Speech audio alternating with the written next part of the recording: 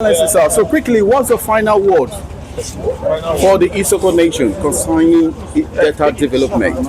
Well, the final word I want to leave with my Isoko brothers and sisters is that I want them to know that there exists a relationship between myself and the Isoko nation. And I'm convinced that I will not disappoint them. That's the truth, because look at everything is predicated on relationship, whether you like it or not. I've just told you my relationship that I have across the Isoko nation, and that I've been building for many years. And I'm not going to take it lightly when I become governor. No way. Isoko will have access all the time. And I want to tell them and guarantee them that joy is coming. All we need to do to change what is happening, we all need to rise. There are a number of people that need to rise, like I say all the time.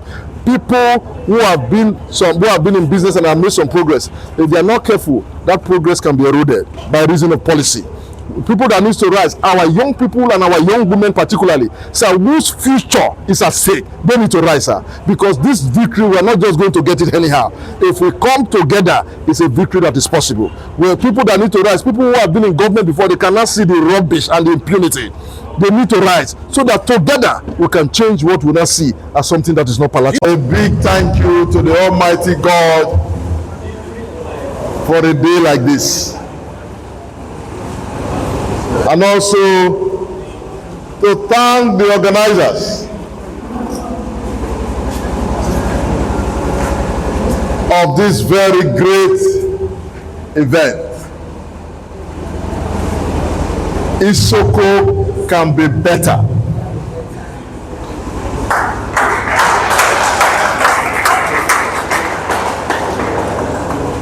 I had a number of other serious engagements, but I had to cancel it, knowing that I would like to speak on Isoko can be better.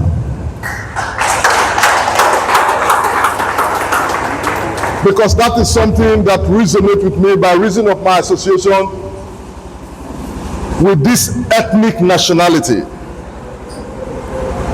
For some of us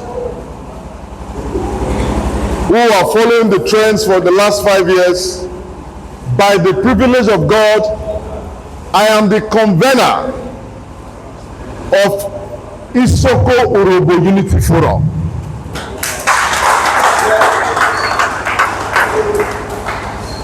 And before I go further, just to make one or two comments, as I've thanked the organizers, there's something that I see everywhere I go, and I want to respect it. As I came in a few minutes after, I saw an 84-year-old man.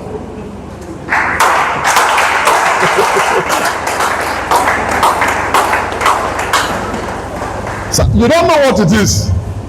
Not a 70-year-old man, not a 60-year-old man. He was pacing on this platform, and I was carefully watching the steps. Can this be an 84-year-old man? Sir, obviously you carry something. And I want to really appreciate you. And the comments, just hear you speak, I've learned a lot. It's my prayer that God will continue to keep you, sir, and to preserve you, so that we can continue to drink from the wisdom that you have acquired for over 80 years. Thank you so much, sir.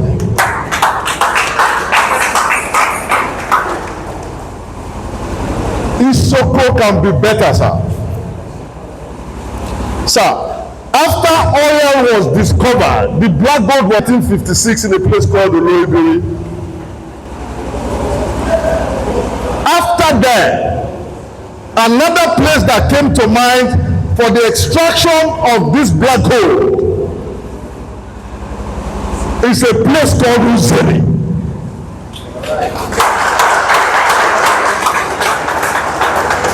And for over 6 decades, this community, this nation, this ethnic nationality have contributed immensely to the growth of our country. And if you ask me, have they really gotten value for this contribution? For what I see, I think it's a resounding no, sir. billions and billions of dollars is being extracted from this place. And in other parts of the world, when you have this kind of development, what you see as I travel around the world is skyscrapers, is good network of roads, is solid road infrastructure, road connectivity, rail transport. That is what I see. But sadly, that is not in Isoko land today.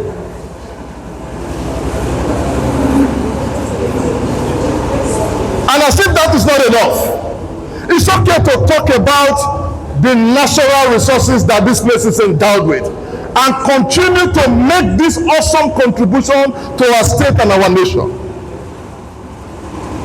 One resource you cannot take from this place is a human resource. I can tell you for free, sir. A human resource. They have contributed by the persons that came from here in every strata of life.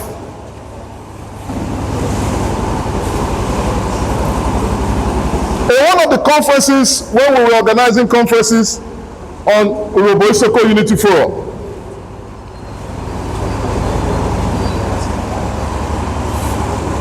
Frank Kokori came up and said one thing very fundamental. He said in the 40s and the 30s in Warri, the people that teach, they come to teach us the gospel in the agriculture. He said they were predominantly the Isokos.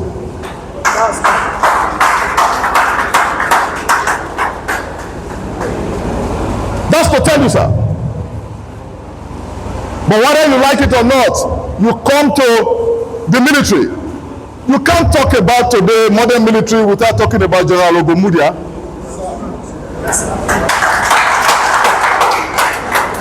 Can you talk about the military without General Polomu?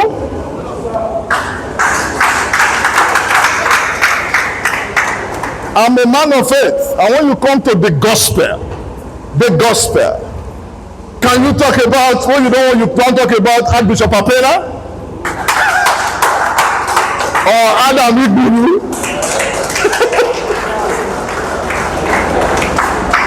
These are the people that makes us still care, and we know them and we recognize them for that.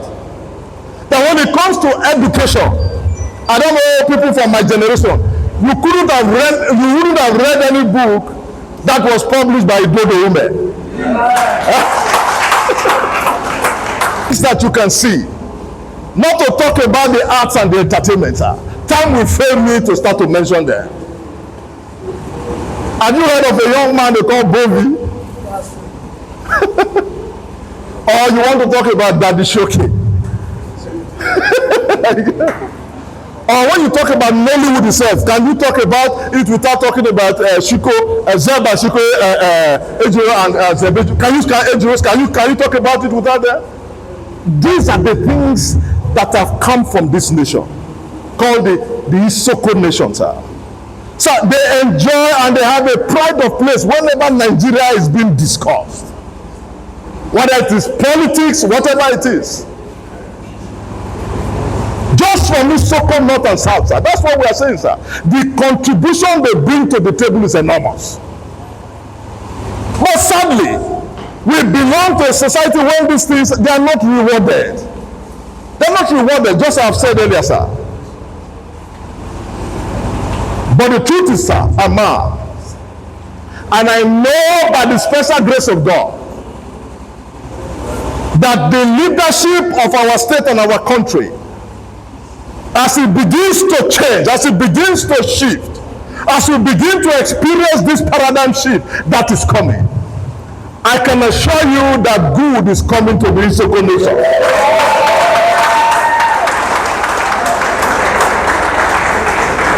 I want to be careful. We have been advised that this is not a political gathering.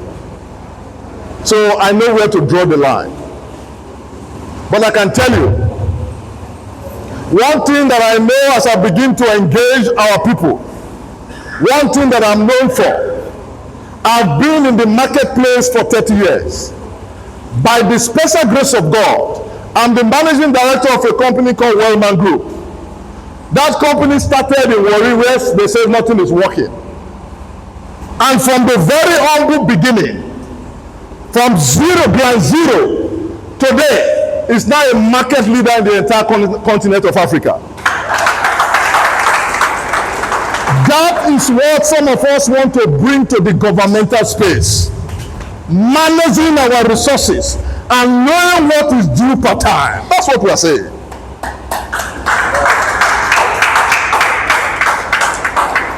Please don't let anybody deceive you. I know what is in Delta. I would like some of us who have opportunity to Amazon, you can buy my book online. My book is titled The Hidden Treasures in the Niger Delta. If you know the treasures that is in the Niger Delta, sir, the treasures that is in the Niger Delta, it makes hydrocarbon a icing on the cake. That's the truth, sir. Hydrocarbon is an icing on the cake. There are resources tied up everywhere that are not in the exclusive list. It means that with a permit, you can responsibly exploit them. And we know where those things, we have mapped them out, we know where they are. Please take it for free, sir. The party that I represent, the NDC, will ensure that the Isoko nation is industrialized. I can tell you for free, sir, and we will start with energy. Everything rolls on the wheels of power. And it's easy. It's easy here. Because if you turbine gas, it gives you instant electricity, sir. And I know around here there has been a serious agitation to turbine the gas. And I know that because all over you go to Israel, they are flaring the gas. They don't know what to do with it. Federal government doesn't know what to do with it. If you go to Focado's Yokri, not alone in Delta, they don't take light there. They simply turbine the natural gas to electricity. Why can't we do it here? Not to talk about agriculture, sir. Agriculture is another thing. It's another thing. The soil that God has given us here, the soil, you put something on the ground, even if you lick mango and throw it, it will germinate. That's the kind of soil that we have. And nothing is being done about agriculture. Cassava in 2025 sold at $171 billion. America is looking for it on a daily basis as a biofuel. And the people here, they say they don't know about it, sir. They say they don't know about it. The pepper that you put in your backyard, it traded over $40 billion in 2025. Can we fail me to talk about maize? Can we fail me to talk about granite that you see everywhere that is not being mechanized? Sir, we need somebody that knows what happens in this space.